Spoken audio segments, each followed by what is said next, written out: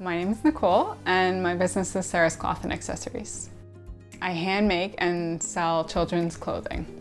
My business is my home. We're in the Coldstream, Ilderton area.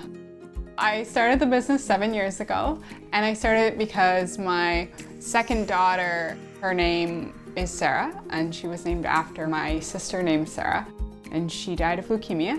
She gave me lots of strength and courage every day, and so we named our daughter after her. And then my daughter gave me passion and joy for sewing, and so I named my business after her.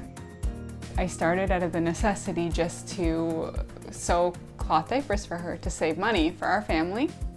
I had never really sewn before, so it was a new thing for me, and I just found it to be fun and I found it enjoyable, so I kept going and I started the business, and I realized that there was a need for other people to find affordable options, and then I transitioned into sewing clothing for children.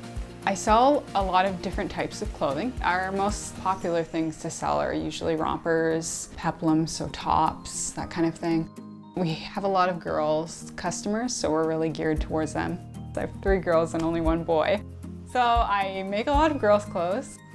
My girls all kind of like to sew and learn, so I like to teach them.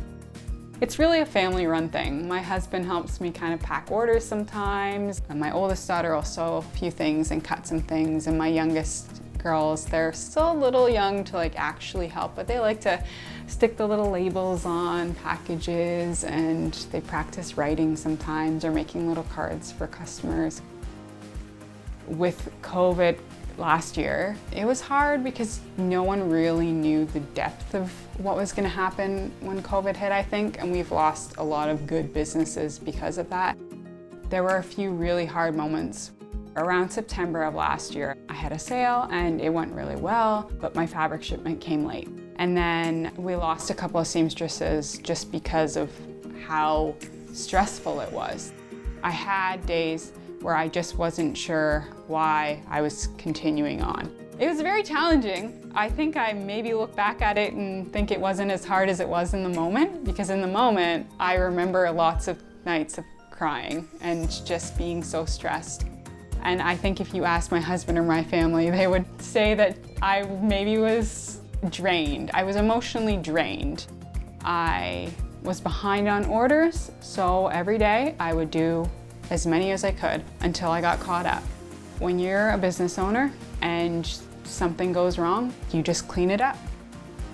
The thing that keeps me going the most through all of the difficult times is my customers, my family, my friends, my support system. They're all there for me, whether it's sending a nice email saying, you know, I got your outfit today and I love it, thank you so much. Or my kids coming up to me and saying, oh, thank you, Mom, for working hard.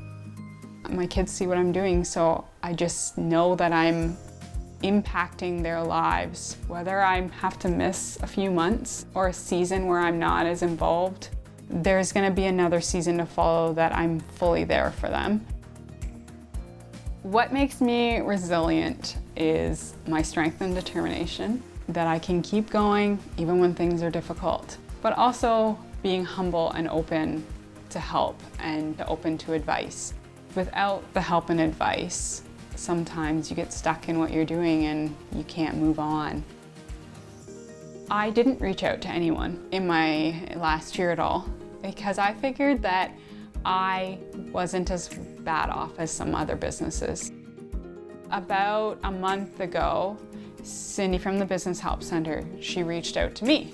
And I told her my story, and she said, a lot of other businesses are feeling that same way, where they feel like other people may have it worse, but you're still facing struggles, and there is still grant money and loans and support for you. She's gotten me connected with some more support to help make things a little easier. The biggest plans I have from here are getting back out there and doing some pop-up shops and some markets and just connecting with customers again. We're working on getting some bigger size clothing and some super small clothing with doll clothing, just expanding into different areas. I've had this business for 7 years and there's been ups and downs through the whole thing, and I'm still here.